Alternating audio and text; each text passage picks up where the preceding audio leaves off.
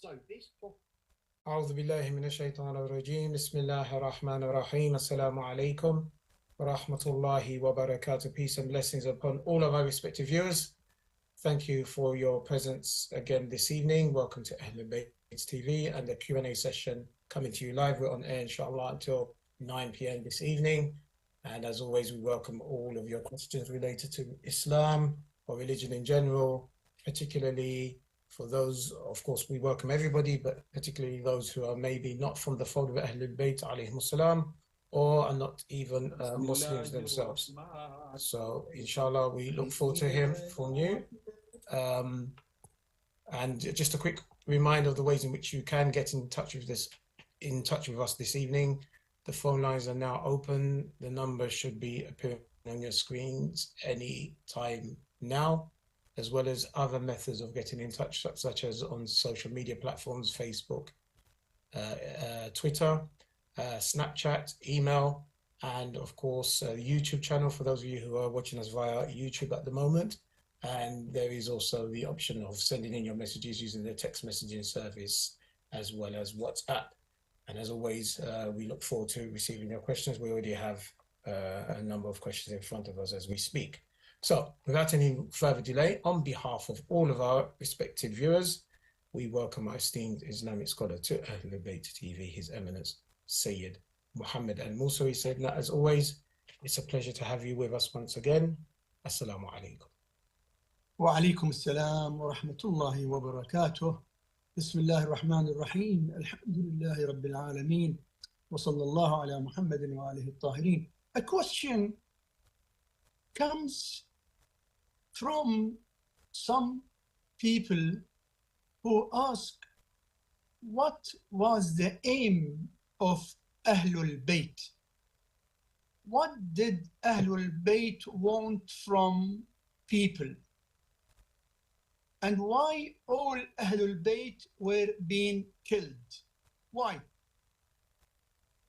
All the progeny of the Prophet taking his own daughter Fatima, then Amir al-Mu'mineen, then Imam al-Hassan, then Imam al-Hussein, till the 11th Imam. All of them were being killed either by sword or by poison or by other way. Imam al-Mahdi was saved by Allah because Allah does not want the human beings to be deprived from the divine leader, Imam. So Allah kept him away from the eyes of public to save him and for the interest of the whole world. But what Ahlul Bayt wanted from the Ummah? The answer is simply Ahlul Bayt wanted from the whole world to obey Allah. To obey Allah. The aim of Ahlul Bayt is exactly the same of the Prophet of Islam. To obey Allah. That's why those who are enemies of Allah became enemies of Ahlul Bayt. And that is the answer why all Ahlul Bayt were being killed, because enemies of Allah did not tolerate the presence of Ahlul Bayt and killed them one after the other. So the aim of Ahlul Bayt is to make people remember Allah and obey Allah in every dimension in their life. And those who remember Allah and obey Allah are the real followers of Ahlul Bayt, as Imam Ja'far al-Sadiq alayhi salam said, Shi'atuna man ittaqa Allah. Our real followers are those who are God-fearing, those who are pious and God-fearing.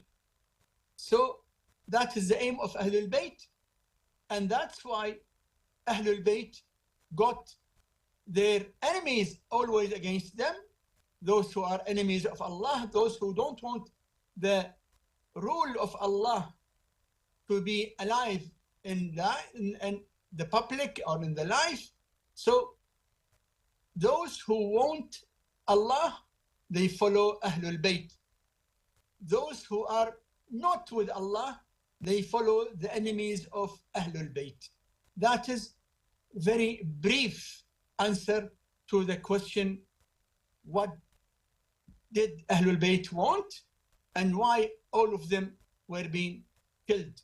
We pray to Allah subhanahu wa ta'ala to keep us always with the followers of Ahlul Bayt who love them, follow them, and be always pious and God-fearing, obeying Allah in every part, in every moment in our life, family life, personal life, social life, financial activity. Every side of our life should be with Allah and never away from the orders and teachings of Allah subhanahu wa ta'ala. Okay, thank you. I want to know, please, what the meaning of Mahar, because my Sunni friend told me the Mahar is just for intimate relation with women. Mahar is an amount or something. It can be amount of money. It can be something not money, any item. It can be service. Say, Mahar is the right of the woman when she enters into a marriage agreement. In every marriage, there must be a Mahr, which is the right of the woman, the female. She has the right to ask whatever she wants to ask. If the man agrees on what she asks for, then that will be the agreed Mahr. Of course, if the man says, no, that is too much for me, then too much. They have to agree on a Mahr. So it is her right. She has the right to suggest or to ask for. And she cannot force the man to accept if he wants to give something different, less. But both of them should agree on a Mahr, which is the right of the female. It can be money. You know, the Mahr of Lady Fatima alayhi salam was 500 dirhams. 500 dirhams, which is very humble amount, small amount of money. But the greatest lady in the history of mankind, her Mahr of her marriage was 500 dirhams. So Mahr can be money, can be an item. So if she says that I want the Mahr to be ring, golden ring or silver ring or whatever, that can be also Mahr. If she says, I want you to teach me Quran, or teach me Arabic, or teach me physics, or teach me geography, means a service. Mahr also can be a service. So Mahr is the right of the female, agreed upon by the male, the man, and she is entitled to take it whenever she wants. That is the Mahr. It is not a matter of intimacy. Mahr is Mahr, her right. Her right. Even if an old woman marries an old man without intimacy, when they enter into a marriage agreement, the marriage agreement is invalid, not right, not correct if there is no Mahr. So Mahr is must in any marriage agreement.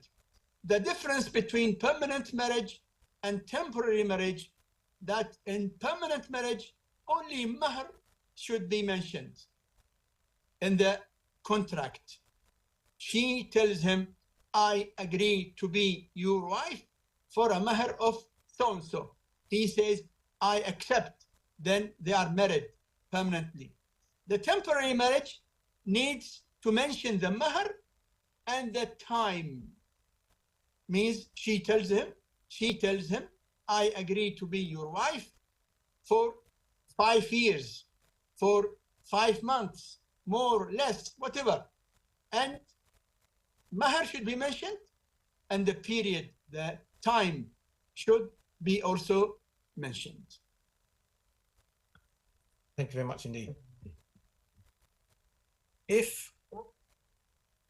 Okay, I think this question was actually asked last week, so we won't ask that question. My question is, there are people who say Dua Kumail's words are not the words of Ahlulbayt. The meaning is different. Instead of asking for forgiveness for the sin, it means protection. We are asking for protection instead of forgiveness in the start.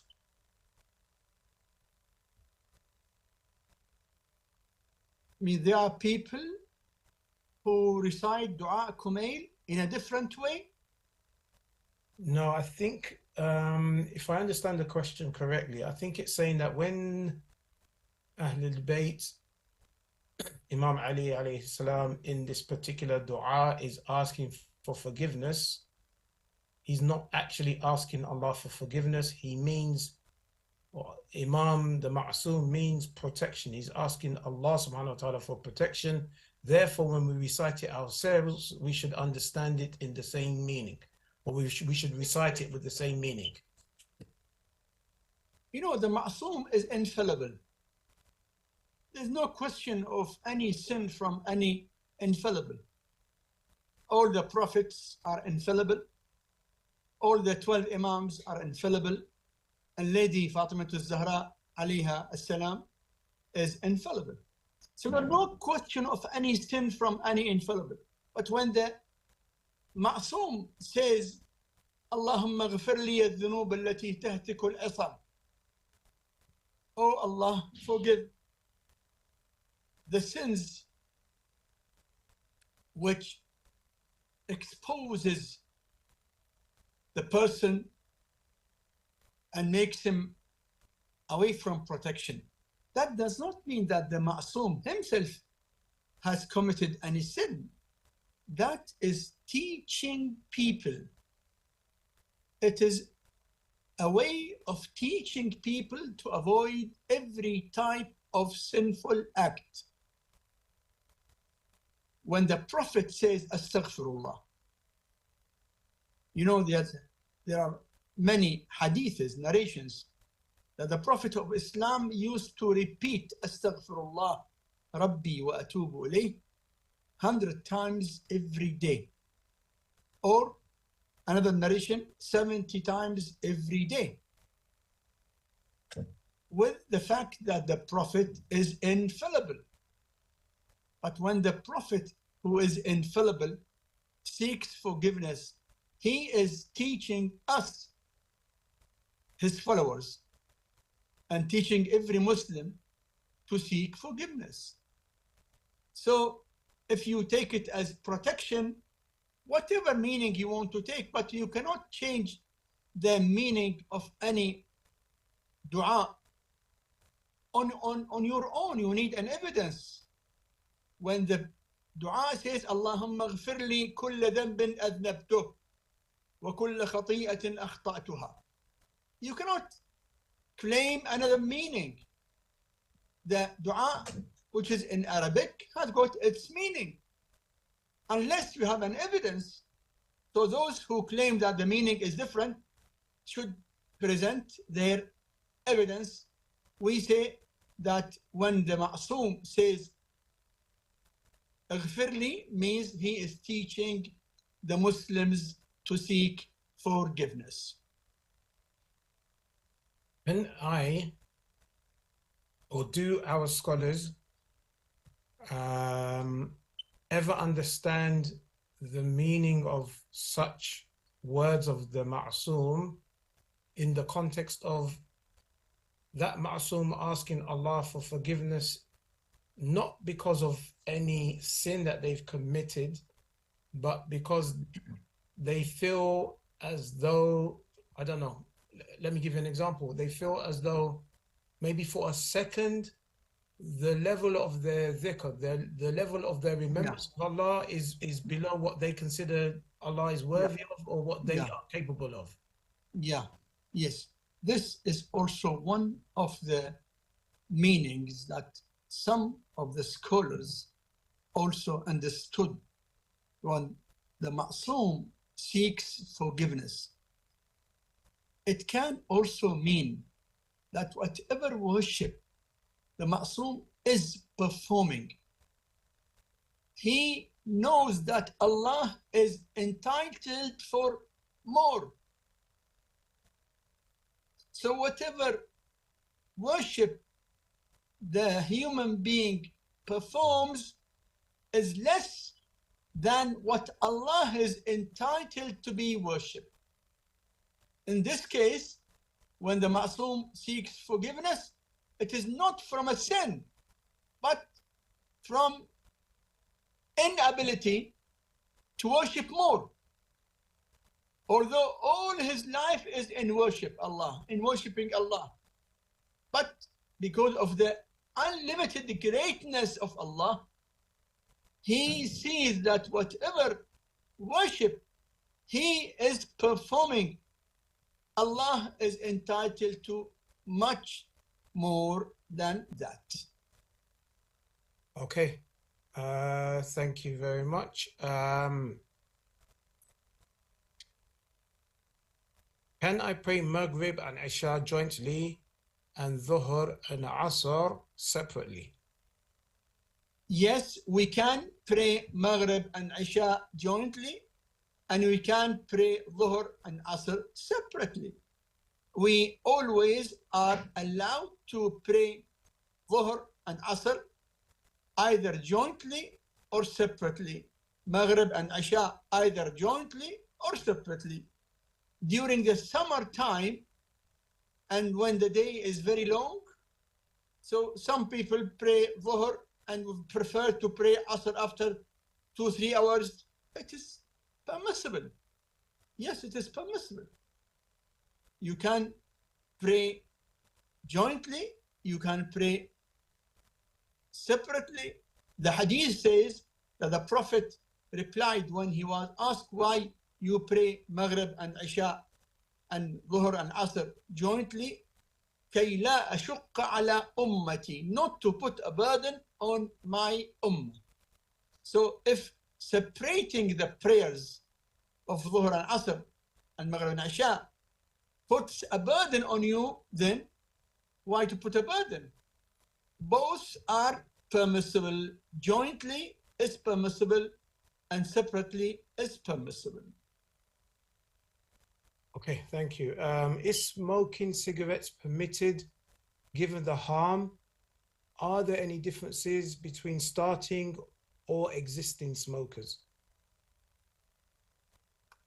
Before many decades, I can say before, say 40 or 50 years, smoking was just a habit. Even many of the ulama used to smoke.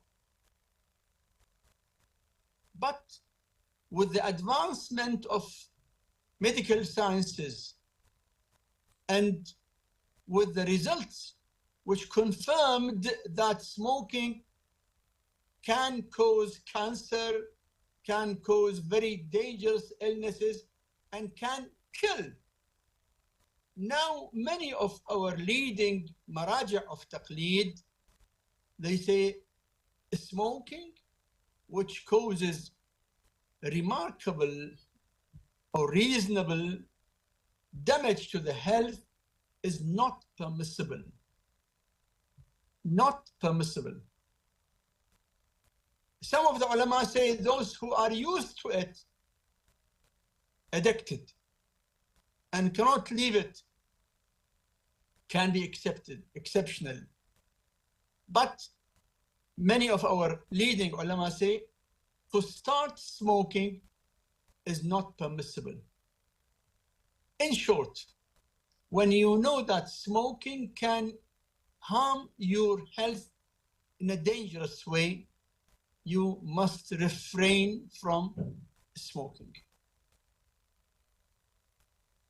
Okay. Salam. Some Shia Imams, I think when it says Imams here, it means ulama, urafa, maraja. Anyway, I'll read the question, you can decide. Some Shia Imams have met Imam Mahdi. Have any Sunni Imams met Imam Mahdi? Salamullahi alayhi. Number one, no pious person who met Imam al-Mahdi, no one comes out to the public and tell them that I met the Imam and the Imam told me this and that. No.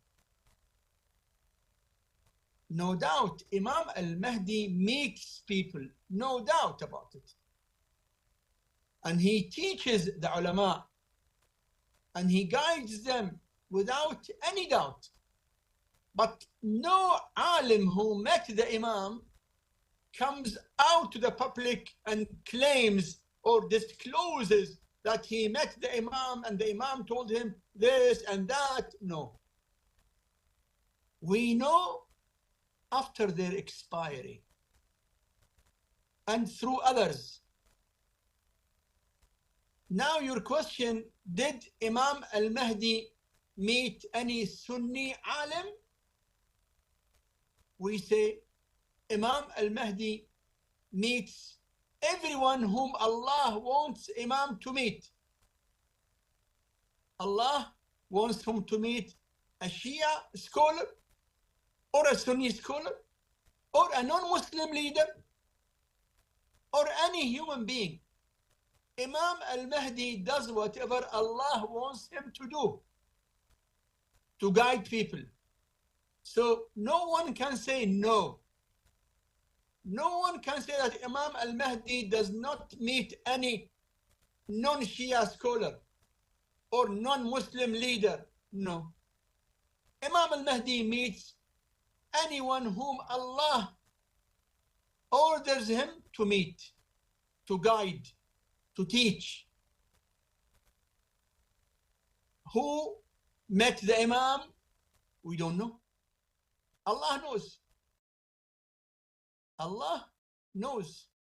But we know for sure that Imam al-Mahdi is the divine leader for all the human beings, and he guides them and teaches them whenever Allah wants him to meet anyone whom Allah selects.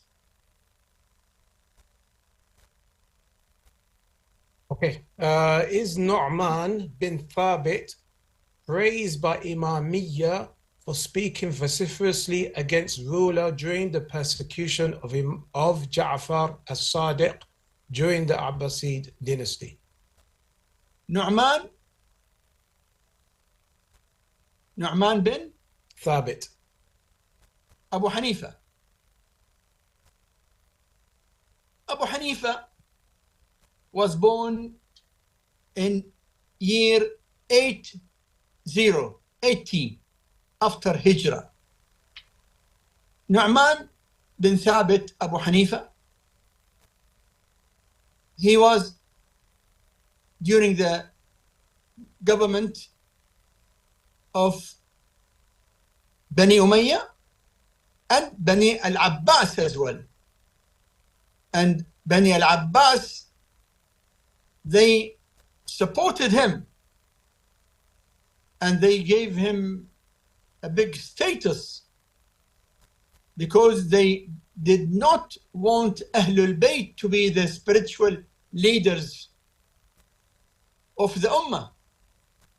So the kings, the caliphs of Bani al-Abbas had a policy to bring down the status of Ahlul Bayt and bring up the status of others, to make the Muslim Ummah away from Ahlul Bayt. That happened during the time of Abu Ja'far al-Mansur. Abu Ja'far al-Mansur, who tried to kill Imam Ja'far al-Sadiq 5 times. 5 times. In one of the times, Abu Ja'far al-Mansur sent his people to set fire in the house of Imam Ja'far al-Sadiq, to burn the whole house with the people inside it. And Allah saved the Imam and saved his family. That is one of the trials of Abu Ja'far al-Mansur, to kill Imam Ja'far al-Sadiq. And then Abu Ja'far al-Mansur came from Iraq, the center of the Abbasid government, came to Medina. And he, as a king, wanted people to receive him. Imam Ja'far al-Sadiq alayhi salam did not receive him. Other famous names like Malik ibn Anas went and received him and gave him a lot of respect. Abu Ja'far al-Mansur gave order that no one in Medina should give a verdict, including Ja'far al-Sadiq, but only Malik. Only Malik. Abu Ja'far al-Mansur, the tyrant, he gave an order that only the book of Malik had a book called al-Muwatta.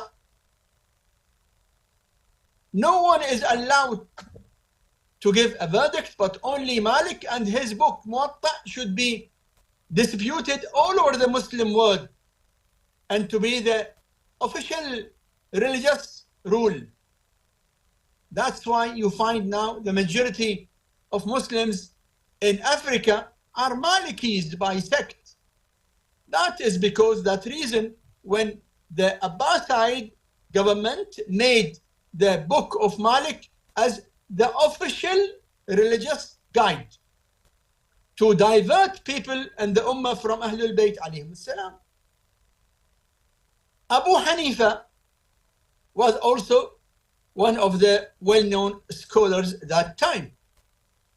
And he was being supported by the Abbasid rulers.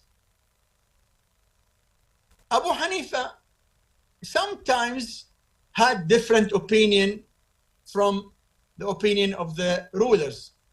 Sometimes. But majority of his stance was not always against the tyrant rulers. Ahlul Bayt were always from A to Z against the tyrant rulers. Always.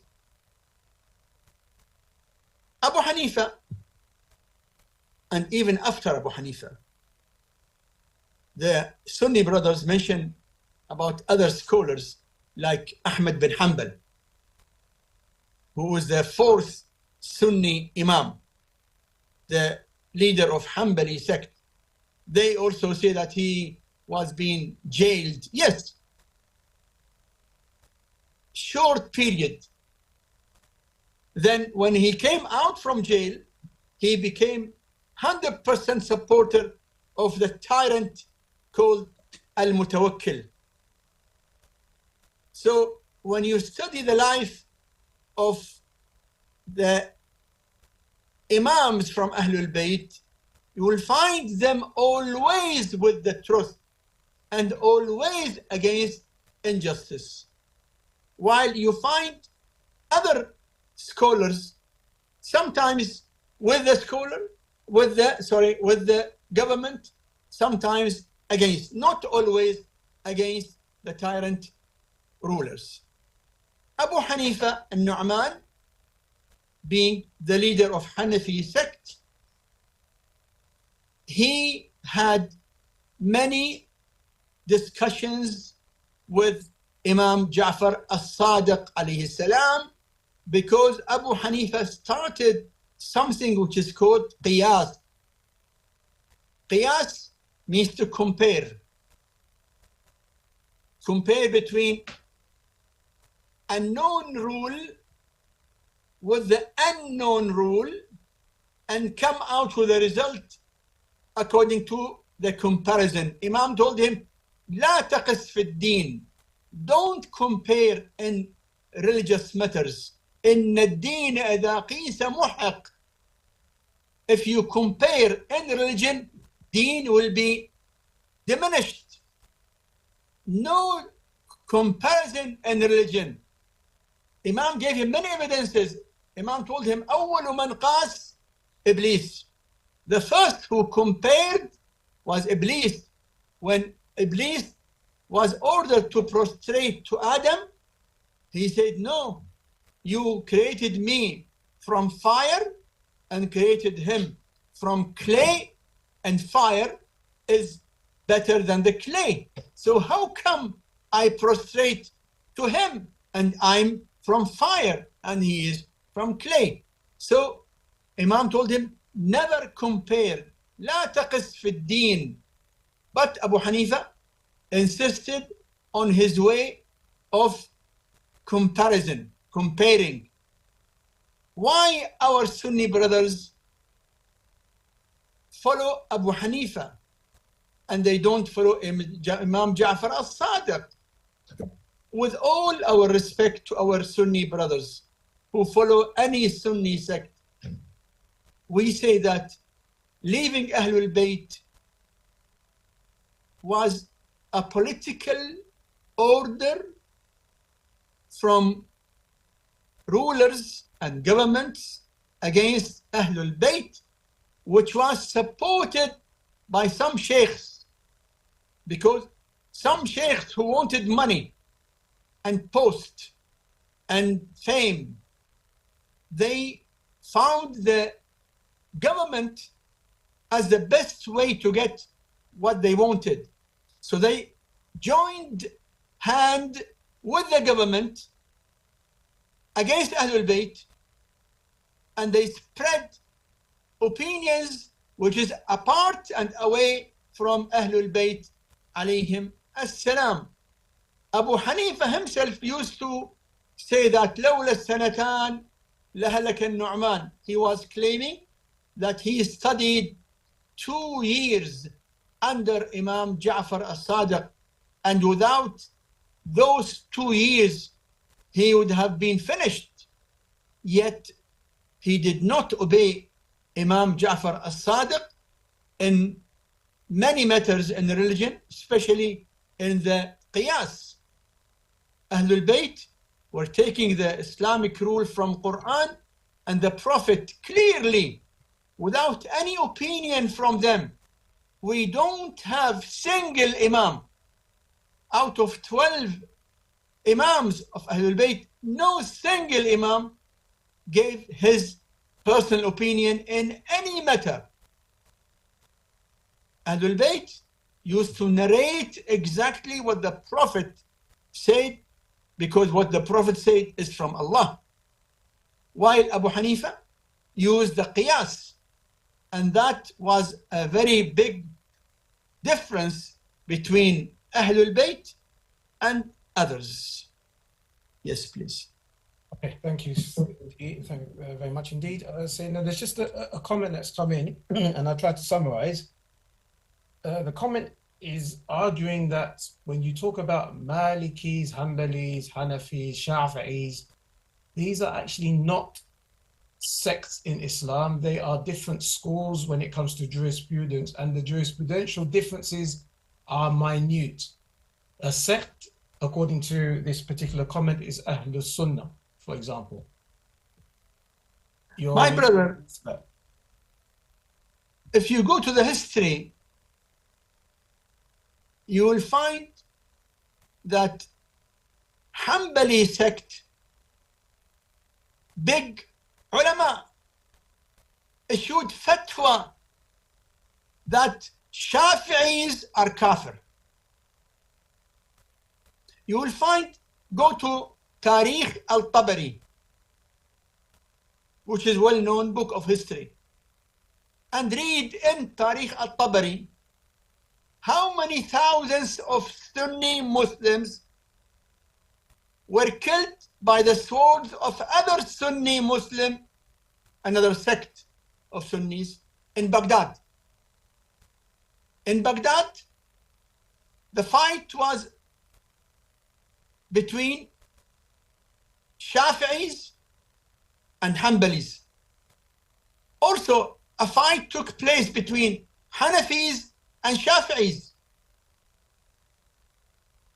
Go through the details of it and you'll see the differences. If you say the differences are minor, I don't say that they are different religions. All of them are Muslims like us. All of us are Muslims. Shia Muslim and Sunni Muslim, all of them are Muslims. But among Sunni Muslims, there are Hanafi, Shafi'i, Maliki, Hanbali. And if you go through books like Bidayat al-Mujtahid by Ibn Rushd and Al-Muhalla by Ibn Hazm, old books, you will read how many thousands of differences are among the four Sunni sects. Of course, Sunni sects were not four, much more than four, much more. But many of the Sunni sects have diminished by order of the government. You know, why four sects? Where is the evidence from Quran that Muslims should be four sects? No evidence, neither from Quran nor from the Sunnah. But one Sunni ruler by the name of al-Zahir Baybars, al-Zahir Baybars, he was the man who issued an order to stop all Sunni sects except four, only four: Hanafi, Shafi'i, Maliki, Hanbali, only four. This is similar to Christian king who issued an order that all versions of Bible should be banned except only four.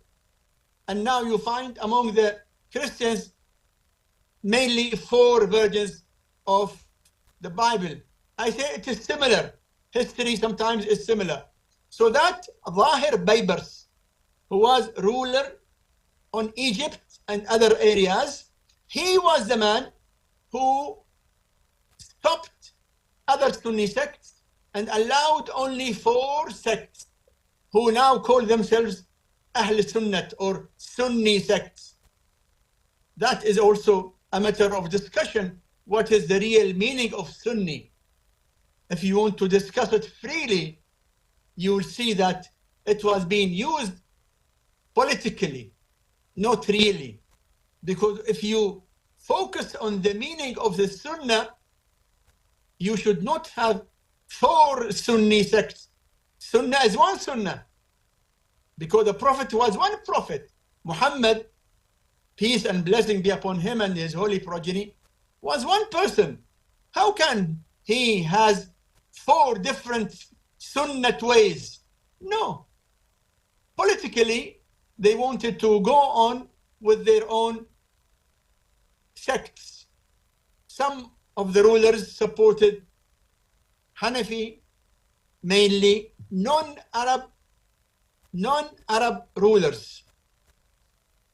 They supported Abu Hanifa because Abu Hanifa is the only Sunni sheikh or imam who said that it is permissible for non-Qarashi to become caliph.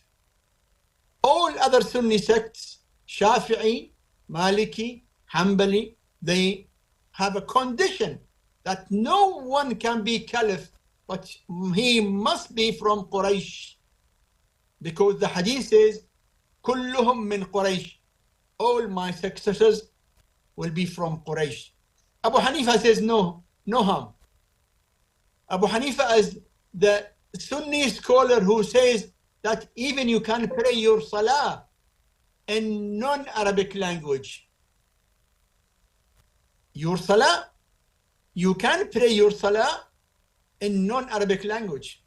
Anyway, so non-Arab rulers, most of them became Hanafis for political reason, because he is the only man who gives legitimacy to their rule as non-Arabs becoming leaders.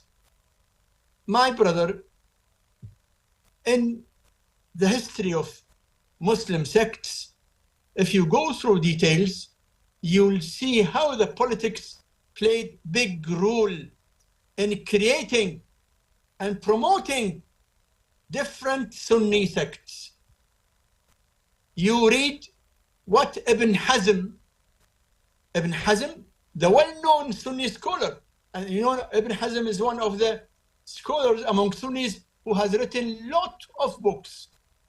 Ibn Hazm has written lot of books compared with other Sunni scholars. You will read from his own books how politics played big role in promoting some Sunni sects against other sects. Okay, thank you very much indeed. Of course, there's so much more we could discuss, but need to move on. There's many questions in front of me. Okay, so moving on to a different topic altogether. Shirk is considered the greatest sin in Islam. It is therefore incumbent upon us to stay far away from this. Hence, why don't we invoke Allah directly instead of Ya Zahra, Ya Ali Madad, Labbayka Ya Hussein? My brother, shirk is the most dangerous sin in Islam. But there is another dangerous sin, is to put allegation on a Muslim that he is doing shirk. The hadith says, إذا قال الرجل لأخيه المسلم يا كافر فقد باء بها أحدهما. When a person tells a Muslim that you are a kafir, one of them will be kafir. One of them will be kafir.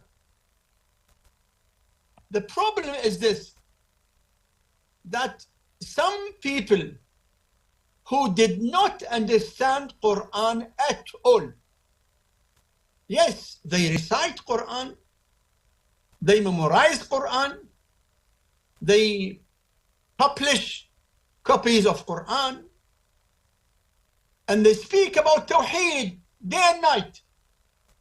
They don't know what is Tawheed.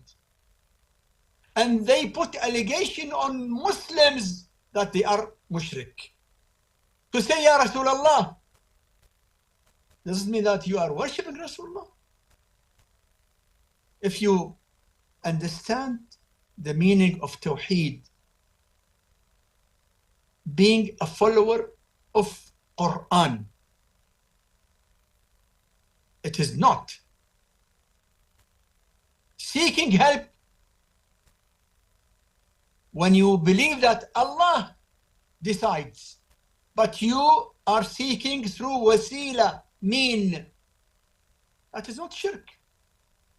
Allah is teaching us in Quran. Allah in Quran is teaching us, وَلَوْ أَنَّهُمْ إِذْ ظَلَمُوا أَنفُسَهُمْ جَاءُوكَ. Had they, after they did injustice on themselves by committing sins, had they come to you seeking forgiveness. That is the way that Allah is teaching us. Does Allah teach us to do shirk? Why Allah is telling us to go to the Prophet to seek forgiveness? Why not to say, Ya Allah, forgive us? No, Allah is telling us, وَلَوْ أَنَّهُمْ إِذْ ظَلَمُوا أنفسهم جاءوك. Even in Hajj, Allah is telling Ibrahim alayhi salam, وأذن في الناس بالحج. Call people to come for Hajj. يأتوك. They will come to you, Ibrahim. Allah didn't say they will come to the Kaaba. They will not come, they will come to Mecca. جاءوك. Allah says here, يأتوك, يأتوك. They come to you. Means when you respond to the Prophet, you come to the Prophet, you are coming to Allah. The Prophet is not Allah and not part of Allah. The Prophet is the most humble servant of Allah. So my brother, the Wahhabi thinking of Tawheed is completely wrong. The Wahhabi imagination of Tawheed is against Tawheed, against Quran, against the Prophet, against all the prophets.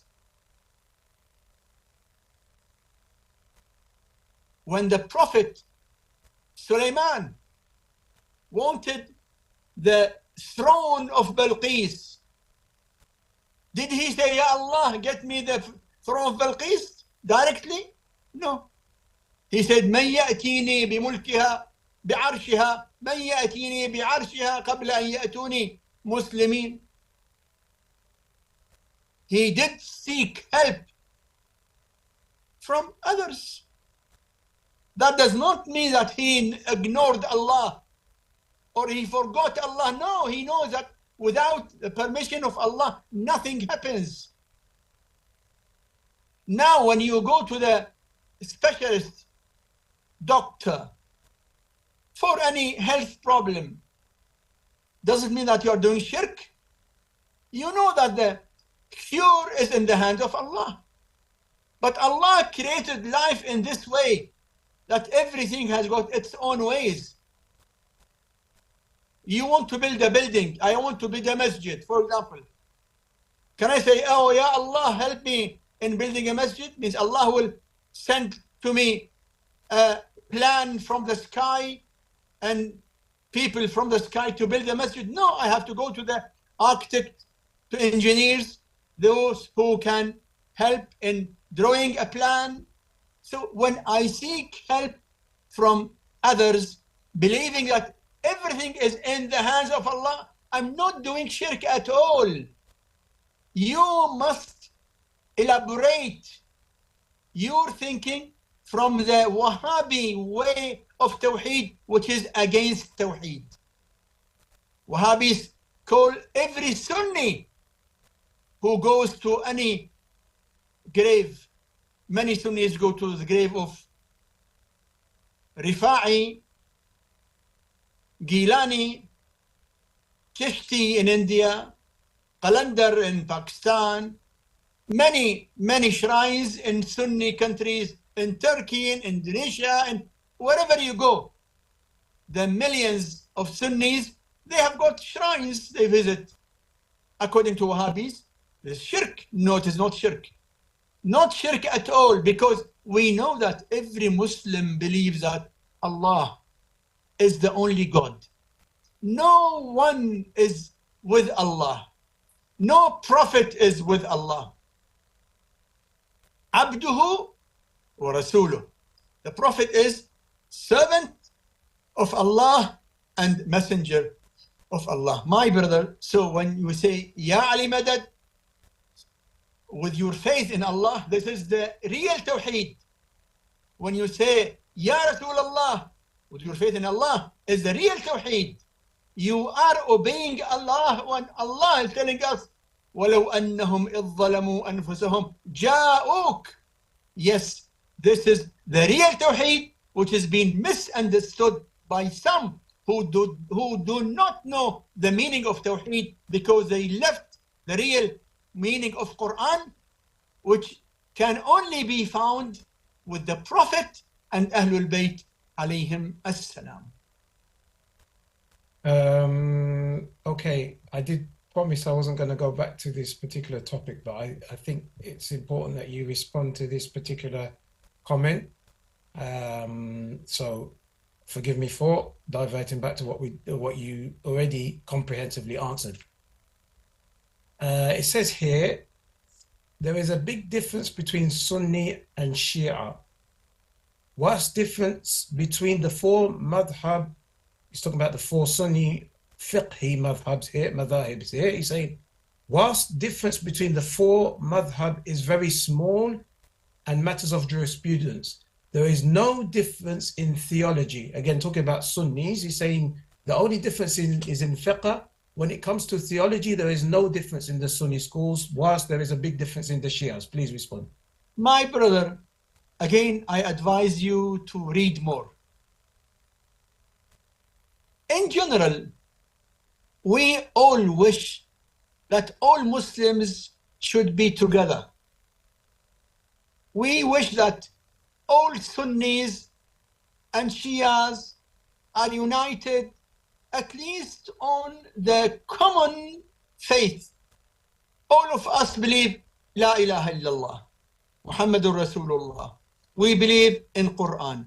We believe in the month of Ramadan being the month of fasting. And we believe in Hajj. We go to Mecca. We don't have Hajj in Africa or in Europe or in America. All Muslims Hajj one place. Our Hajj is united, one. But, my brother, leading Salafi ulama, they have written, and the books are published, that all al-Asha'ira, Sunni sects are Asha'ira. They follow in the Aqidah and the faith Abu Hassan al-Ash'ari. And they follow in the rules of fiqh, jurisprudence, either Hanafi or Shafi'i or Maliki or Hanbali. This Wahhabi Salafi Sheikh have written that al-Asha'ira are not from the followers of the prophets. ليسوا من أتباع الأنبياء. They are not followers of the prophets, which means a person who is not following the prophets is not Muslim. And if you want, go through some books of our Sunni brothers and see what fatwa they have given against one another. Take one example. Abu Hanifa is the Imam of the Hanafi sect, Hanafi Sunni sect. And as I mentioned, majority of non-Arab rulers, they followed Abu Hanifa for political reason. Look at other Sunnis, what they have given against Abu Hanifa. If you read what Ahmad bin Hanbal, the Imam of Hanbali sect, his son Abdullah bin Ahmad bin Hanbal, who has written a book called Kitab as-Sunnah by Abdullah bin Ahmad bin Hanbal. He himself wrote, Abdullah, son of Ahmad bin Hanbal. He said that I asked my father, Ahmad bin Hanbal, do those who hate Abu Hanifa get reward because of their hatred against Abu Hanifa? My father said, "Ee wallah, yes, by Allah." Yes, by Allah means he is taking oath by Allah. Anyone who hates Abu Hanifa and his followers gets reward for hatred against Abu Hanifa and his followers. By whom? This is a statement by Ahmad bin Hanbal, Imam of Hanbali sect. You will find a long list of leading Sunni ulama who claimed that Abu Hanifa was kafir. Yes, kafir. Please refer to a very well-known Sunni book called Tarikh Baghdad by Al-Khatib al-Baghdadi. Okay? You will see lot of leading Sunni ulama who claim that Abu Hanifa was kafir, then became a Muslim, and he was being asked to istutiba. Istutiba means he was kafir and he was being forced to accept Islam again. The matter is not a matter of small issues. When the matter reached to accusing someone to be a kafir, so it is deeper than that. And today, go to the websites of the Salafis and ask question about the Sufis. As you know, Sunni Muslims, majority of them are Sufis. In the subcontinent, the Sunnis are either Barelwis or Deobandis. Barelwis are more inclined to the Sufis, and Deobandis are inclined to the Salafi way. Majority of the Sunnis in the subcontinent are Barelwis.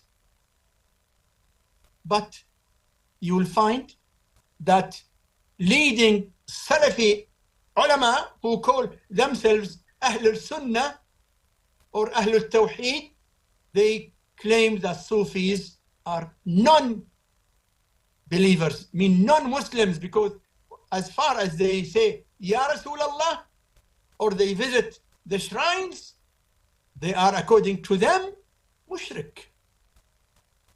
So that is a fact which is unfortunately unfortunate. It is a bad. We don't feel happy at all.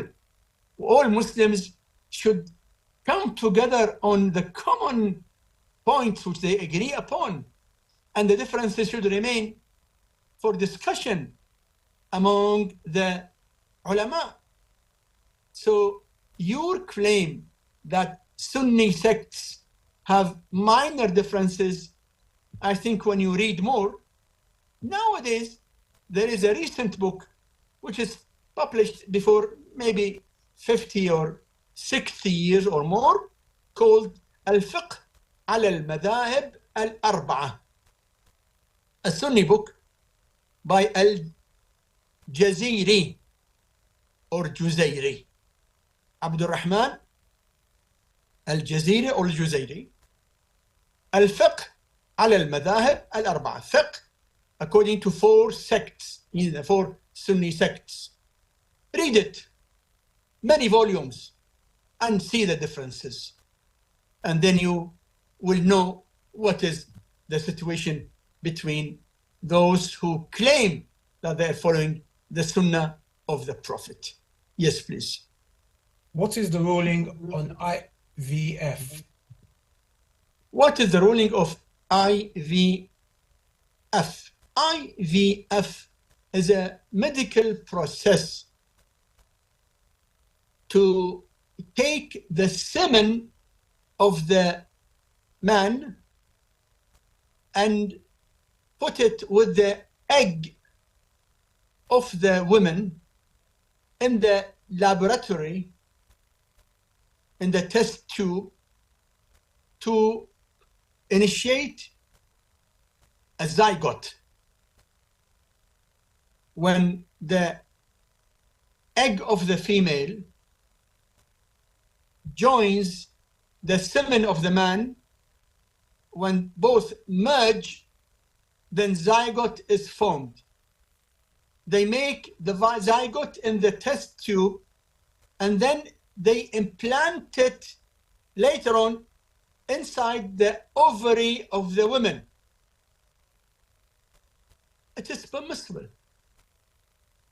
As far as the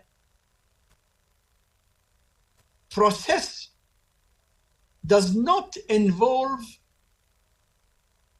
haram acts like looking at the private part of any man or woman, or touching the private part of any.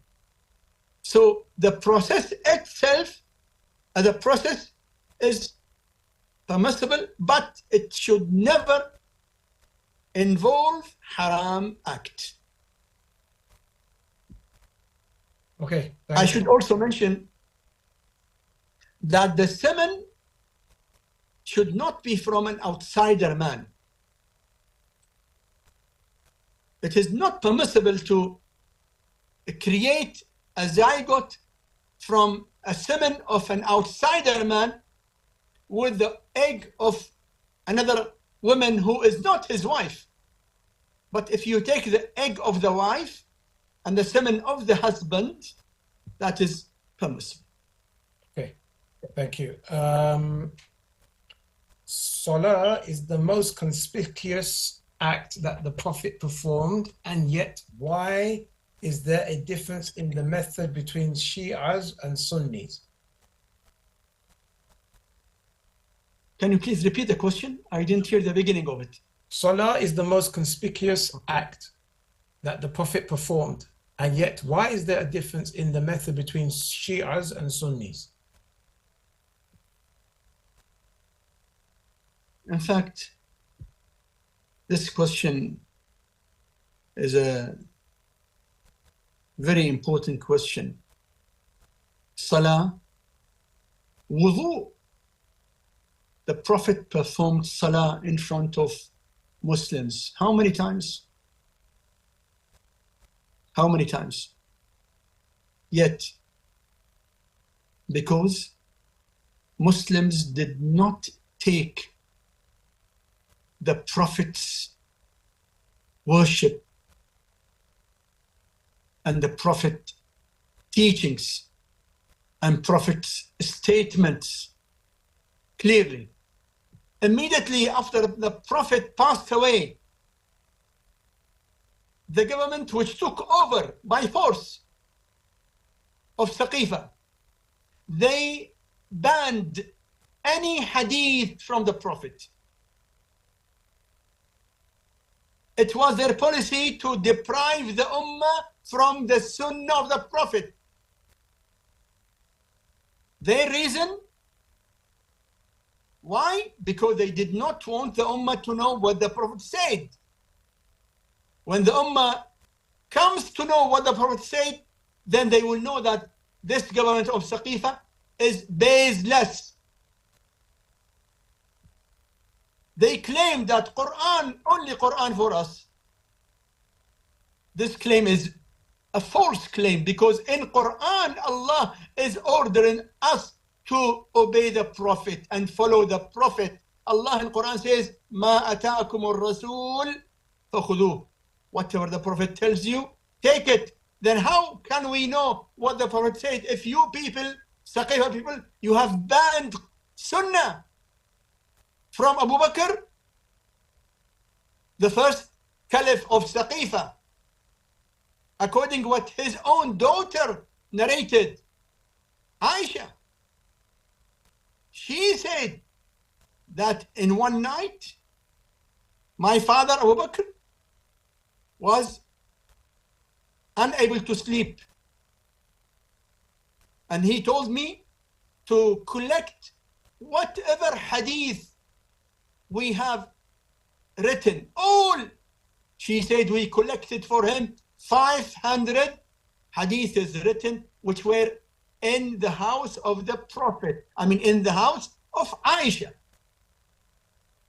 She said in the morning, he took all the 500 and set them on fire. That is the statement of Aisha. After Abu Bakr, Umar continued, no hadith. No one is allowed to speak that the Prophet said, or to teach people what the Prophet said, or to write any hadith. After him, Uthman, same. no hadith from the Prophet. You know when it was allowed? After about 1 century, during the government of Umar bin Abdul Aziz.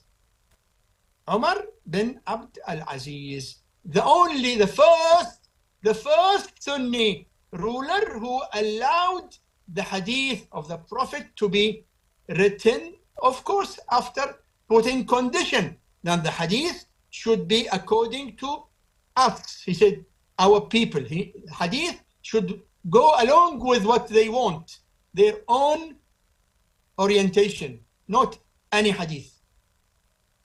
So when the Ummah was deprived from the teaching of the Prophet, yes, you will find difference in the way of Salah.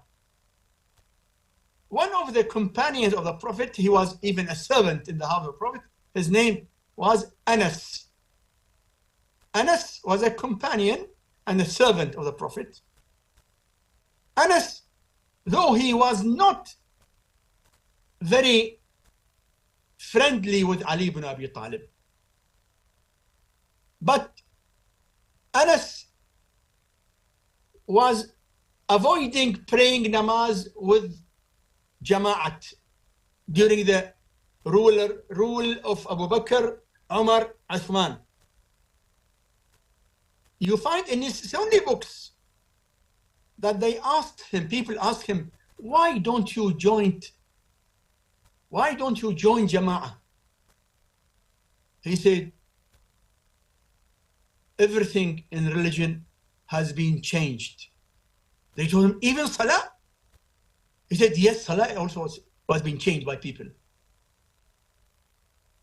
Even Salah. Now, in Salah, among Sunnis, you will find some Sunnis pray Salah opening their hands. The Maliki sect, original books, they mention that when you pray Salah, keep your hands open. Hanafis, Shafi'is, Hanbalis, you find different positions of holding your hand. Some of them putting your hands on your chest. Some putting on the right side, left side, down, up. What is the way of the Salah of the Prophet? When you yourselves are disputing one another, Ahlulbayt, they narrated the real Salah of the Prophet. The difference between Muslims because they left back the real Sunnah of the Prophet. And they went after duplications, which are false duplication, not real copy. You know, sometimes the copy is real, certified real copy, and sometimes the copy is being played with. So most of Muslims left the real Sunnah of the Prophet behind them and followed XYZ. That is the reason of the difference in the way of Salah, difference in the way of wudu, difference in the way of marriage, talaq. You know, among Sunnis, you will find a fatwa from Ibn Taymiyyah that when you pray your Salah and pronounce the niyat, you know, when we do any ibadah, for the Salah, some people say, Usalli Salat al-Maghrib, I pray Maghrib namaz, 3 rak'ats, qurbatan, for the sake of Allah. This is according to Shafi'is, okay. According to Ibn Taymiyyah Hanbali, this is a crime. Ibn Taymiyyah gave a fatwa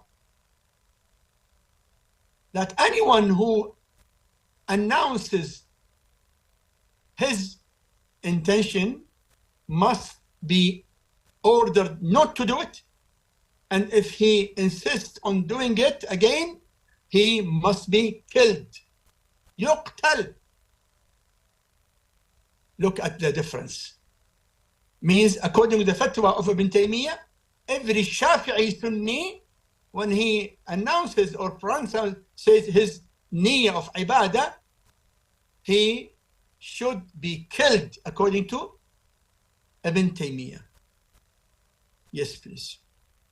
Okay, here's a question, interesting question. I don't think you, as far as I can remember anyway, I don't remember ever putting this question to you, but I find it interesting because it's unique. Dear Sayyid, have you ever considered becoming amongst Ahlul Sunnah? If not, what has prevented you thus far? So the person is asking me, did you consider to be from Ahlul Sunnah? Yes. Okay. And if not, why? Okay. My brother, I have started my life since the beginning, reading. And I read more Sunni books than Shia books. And I had more Sunni ulama and students of ilm. There's no time to go into history. In short, I have studied Sunni books, and I have spoken to leading Sunni ulama, from the Sheikh of Al-Azhar to the leaders of the Salafis in Mecca and Medina and other countries. I have come out with a very clear fact that no one has got the real Islam of the Prophet than Ahlul Bayt. Ahlul Bayt have carried for the Muslim Ummah the real Islam. While if you go out of Ahlul Bayt, you will find different sects and disputing opinions. And most importantly, you cannot trust any of the opinions because they are relying on their own narrators, and the hadith among Sunni brothers was banned for about 1 century, as I mentioned, while Ahlul Bayt narrated the hadith from the time of the Prophet till today without any gap. Yes, I have studied Sunni sects thoroughly. Until today, my library in front of me, you can see some of my books. I have got many Sunni books, and I daily refer to Sunni books in different matters and compare. And always I find that Ahlul Bayt are those who brought to the Muslims or carried to the Muslims the real Islam of the Prophet, Islam which has no contradiction. Sunni Islam has got different opinions in one issue. Shia Islam is just as if you are hearing from one person. 12 Imams, all of them speak the same which the Prophet spoke. Same logic, same meaning. Among 4 Sunni scholars, 4, Hanafi, Shafi'i, Maliki, Ibn Hanbal, you will find hundreds of contradictions. And between their opinions and the Prophet, also hundreds of contradictions.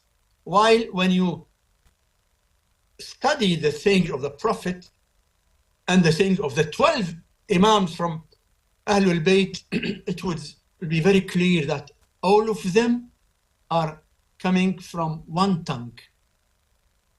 One Islam, the pure Islam, the Islam which was being ordered by Allah and preached and practiced by the Prophet and after him, his holy progeny, Ahlulbayt alayhim salam. By Allah, Wallah, Qasam, Wallah, if I have 1% of possibility, 1% that Shia Islam is not the true Islam, I would have never remained on Shia Islam. But because of the authentic evidence, which cannot be changed at all, I'm on this way of Islam because I'm 100% sure that this is the real Islam of the Prophet and Ahlul Bayt, not one person like me. No, I have no claim. But look at the great scholars, Sunni scholars who were great among them, the Sunnis, and they went through research and evidence, and they discovered the reality that real Islam of the Prophet is none but Islam of Ahlul Bayt alayhim assalam. And that is the reason when we say with full confidence that we are ready for a debate with any scholar from the top, any scholar, to prove that real Islam of the Prophet is what is given to us by Ahlul Bayt and known now by Shia Islam. Alhamdulillah Rabbil Alameen. Thank you very much indeed. Is it permissible to ask my to-be wife whether or not she is a virgin? Can she lie to avoid exposing her past sin?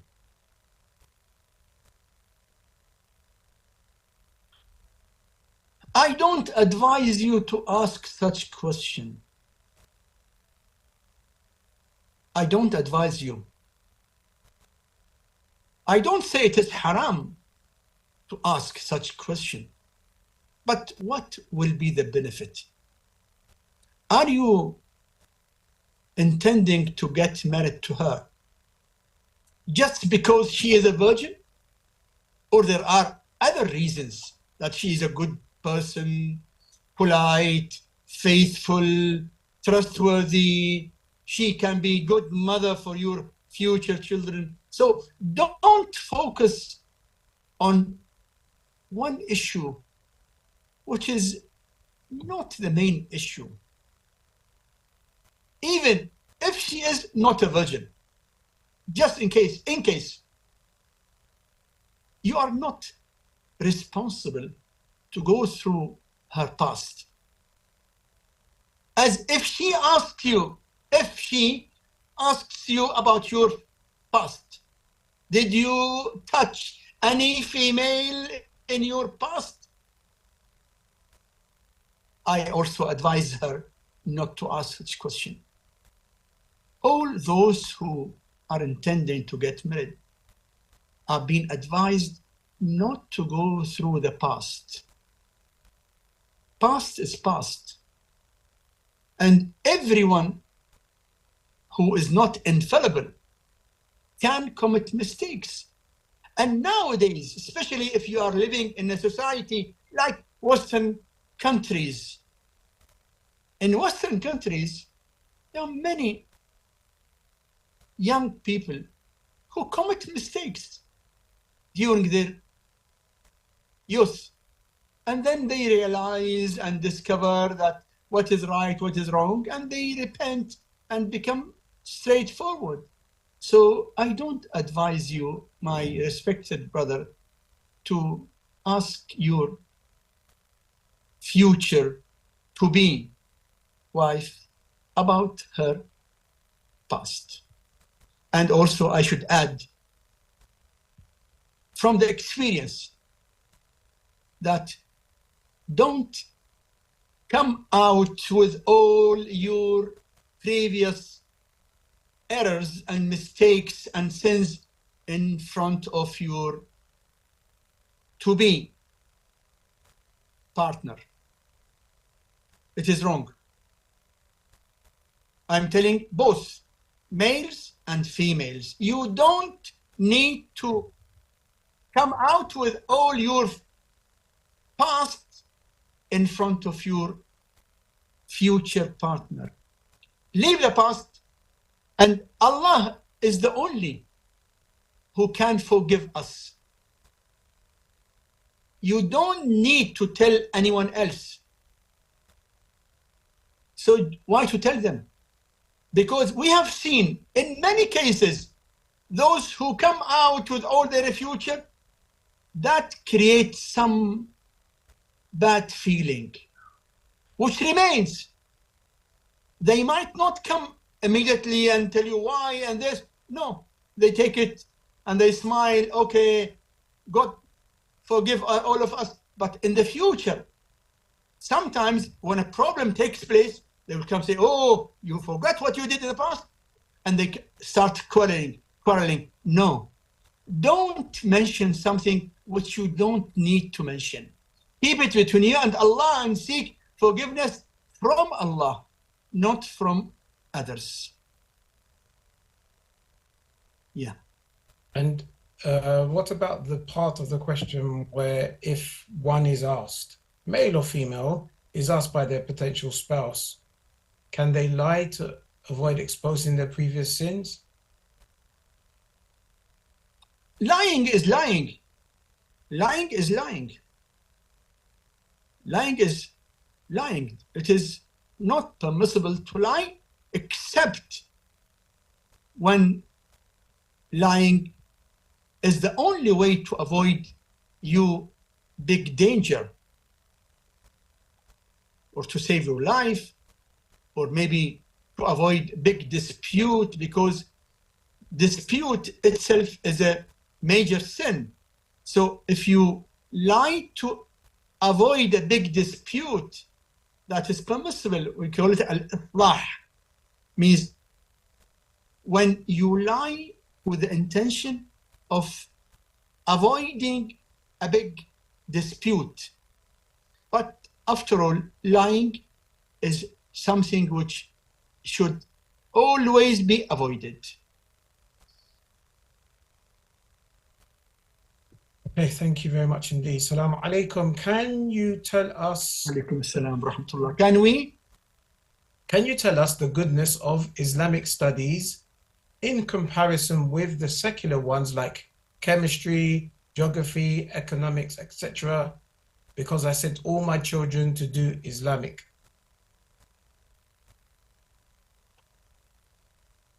Islamic studies are the studies which are compulsory, necessary on everyone who wants to understand life.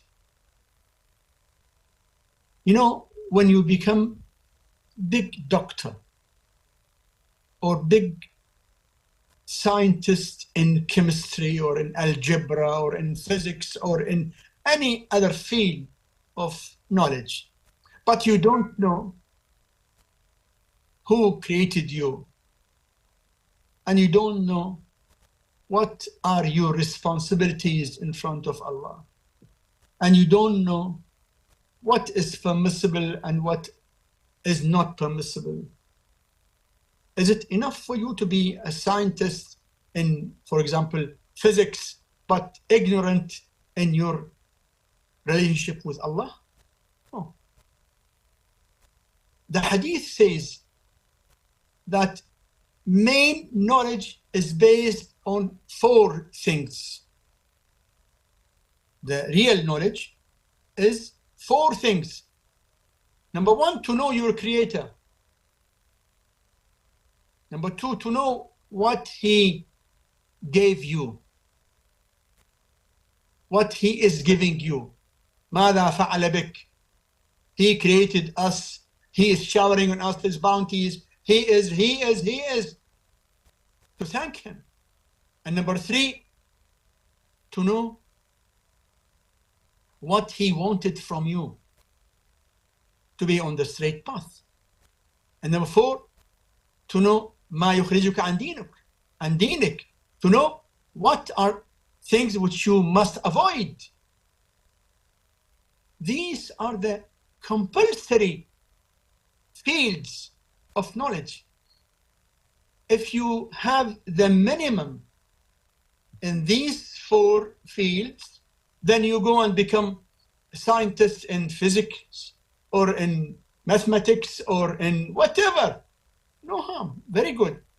It is very good for a Muslim to be knowledgeable in every field of knowledge which helps people.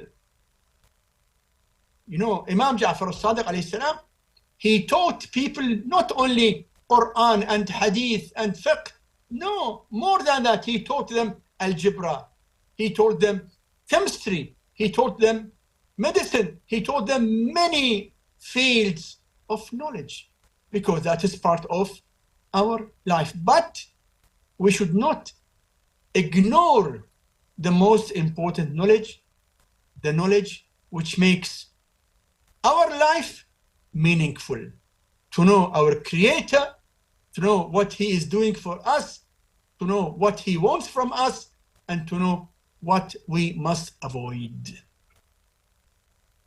Okay, if a country like Iran was predominantly Sunni at first, how it became a Shia country since to enforce Shia faith on others is considered a sin, or it became a Shia country only by friendly preaching? You know, the history is witness that no one was being forced to become a Shia. We in Shia Islam, which is in fact the real Islam of the Prophet and Ahlulbayt, we don't believe in enforcing faith on anyone. La ikraha fi din. In fact, the enforced faith is not accepted. Faith cannot be enforced. Faith is accepted when the person himself believes through his own thinking. Iran was majority Sunni. Till now, if you go through the main Sunni scholars, you will find majority of them non-Arabs from Iran and surrounding areas. Bukhari was non-Arab. Abu Hanifa was non-Arab. All big names among Sunnis, if you take all of them, you will find majority of them non-Arabs. How Iran became a Shia majority? Simply because Shia ulama in Iran used to teach people. No enforcement. If there was any enforcement, any force on anyone, you should not have found now any Sunni in Iran. But today, Iran has got many Sunnis, millions of Sunnis. I have myself visited Sunni masjids in Iran, in a city called Zahidan, city called Zabul. You find many Sunni masjids and many Sunni schools, and they are free and supported by the government even. No force on any Sunni to become a Shia. But those Sunnis who became a Shia, not only in Iran, same in Iraq.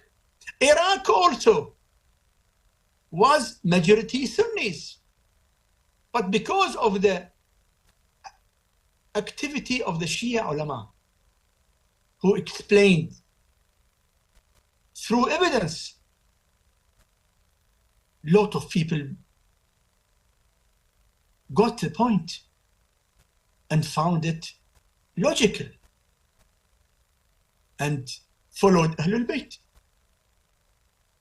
Majority in Iran now are Shias. Majority in Iraq now are Shias. No forcing anything. On the contrary. In fact, Iraq was being controlled by a Sunni government. During the Sunni government, majority of Iraqis became Shias. And the government was against Shias. And the government used to kill Shia ulamas. But people heard evidence from the ulama. And you know, the majalis of Imam Hussein alayhi salam was very instrumental in making Muslims aware and making Muslims compare between Islam of Ahlulbayt and Islam of Saqifa. And they found that Islam of Ahlulbayt is the authentic Islam. So no question of forcing anyone to become a Shia. Yes, please. Sayyidina, how would you respond if I were to say that there were, alhamdulillah, at least a few Shia dynasties over the years, the Buwayhids, the Fatimids, and they never forced their subjects or the people they were ruling over to convert to Shiaism, but many claimed that the Safavid dynasty was responsible for, and you know, the reasons behind it could be argued that they were surrounded by Sunnis who were against them, but they made the theology of Ithna Ashari the official religion of the country, thereby forcing many to become Shia. Anyway, this is a claim. This is a claim. On the other hand, you see the history of Sunni rulers. Take Salahuddin as one example. Salahuddin, one example. He killed the Shias in Egypt. He burnt millions of books because they were written by Shia scholars or they were in the libraries established by the Shias. Salahuddin al-Ayyubi closed down, he shut down Al-Azhar. Al-Azhar, which is now the center of Sunni Islam, was being established by the Shias. Salahuddin al-Ayyubi he shut down Al-Azhar for more than 100 years, exactly 104 years. 104 years Al-Azhar was shut down by Salahuddin and his dynasty after him. And they forced millions to leave Shia Islam. You claim that Safavids did. We are not here to claim that Safavids were infallible people. No. But we as Shia Muslims believe that no faith can be enforced on anyone. Yes, please. Okay, I want to know when you read, it says Azan Wahshat. I think it means Salat. Namaz Wahshat. Yeah. Namaz Wahshat. Yeah, okay. In first rak'ah, you read Surah Hamd and Ayat Kursi in once, and in second rak'ah, you read Hamd and 10 times Surah Qadr, 10 times. My question is Surah Qadr, can I read one time or do I have to read it 10 times? 10 times. Namaz Wahshat is the prayer which we perform and gift the reward of it to the deceased. It is 2 rak'at. After Al-Hamd, in the first rak'at, recite Ayat al-Kursi. In the second rak'at, after Al-Hamd, 10 times Surah Al-Qadr. Inna anzalnahu fi laylat al-Qadr. 10 times. There is something which many people ignore for the benefit of the deceased, is giving charity, sadaqah, on behalf of the deceased. The hadith says, Irhamu mawtakum بالصدقة. Have a mercy on your deceased by giving sadaqah on their behalf. Yes, please. Okay, thank you. If the woman doesn't want to have intimate relationship with the husband, can the husband take back the mahar? Can the husband take back the mahr from his wife who is disobeying him in fulfilling his need of intimacy with her? The answer is this. She, as a wife, is responsible to respond to the need of her husband in intimacy. It is a major sin. Yes, it is a major sin for a wife to reject, to decline fulfilling the needs of her husband in intimacy, unless she is not well or she is in her menstruation cycle. But if she has no reason, she is not allowed to reject the need of her husband in intimacy. If she does that, she is called in Islam nashiz. Nashiz is the person, either husband or wife. Nashiz is the husband or wife who don't, those who don't fulfill their duty in marriage. They are called nashiz. So nashiz has no nafaqah, means her maintenance expenses, right, falls, lapses. But to take back the mahar, no. Mahar given, it is her own right, her own ownership. But if he wants to, God forbid, divorce her, of course we don't advise divorce at all. We advise consultation and negotiation, counseling, to try to repair things between you and your wife. Try to find out what are the reasons behind her refusal to share with you intimacy, and don't think how to take revenge from her. No, take in a positive way, not in a negative way at all. Okay, under 5 minutes left. I have read some hadith that illegitimate children will never love the Ahlulbayt. What is the wisdom behind this? No, we cannot say that every illegitimate child will not love Ahlulbayt. No. We believe, according to the Quranic verses and the authentic narration from the Prophet and Ahlulbayt, that illegitimate children have no fault. They will never pay for the sin of their parents who committed fornication. No. Yes, we have got hadith that those who hate Ahlul Bayt can be, not must be, can be either munafiq or illegitimate, or a person who was from a zygote which took place during menstruation, ibn hayd.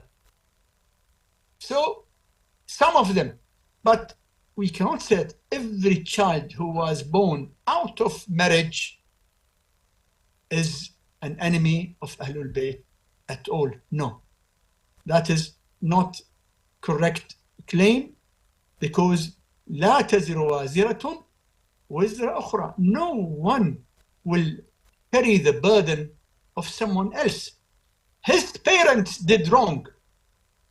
He has no fault, and he will not pay for their sin or their crime.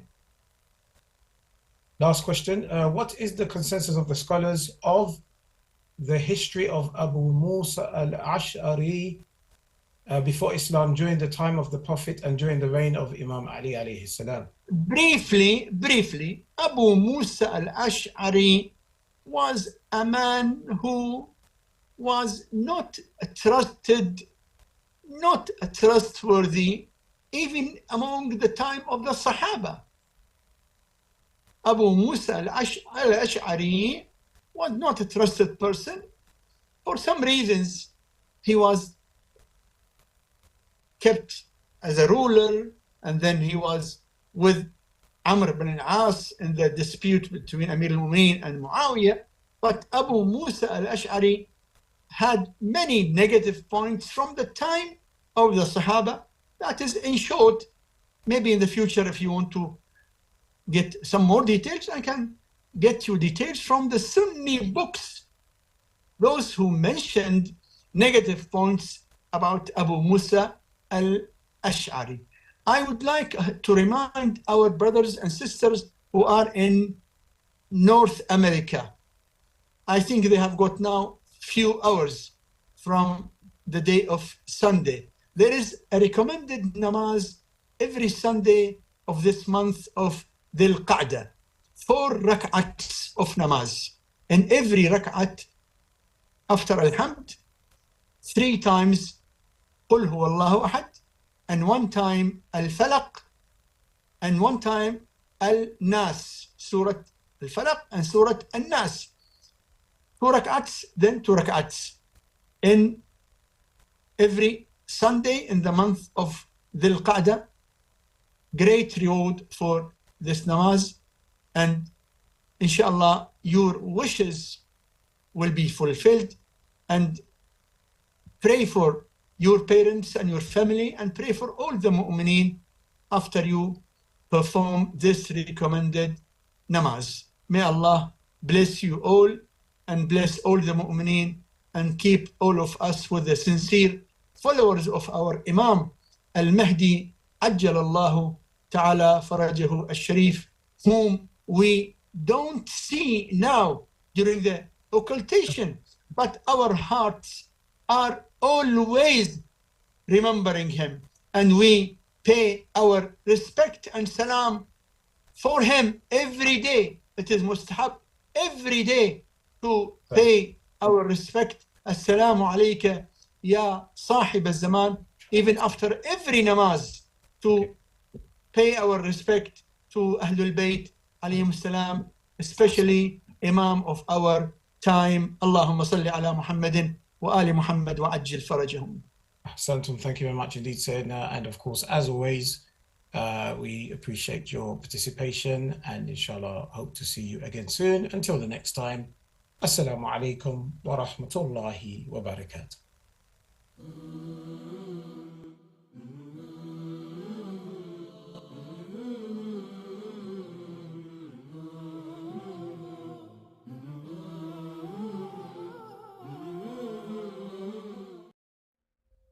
Does God love us? A reoccurring theme that permeates through the entire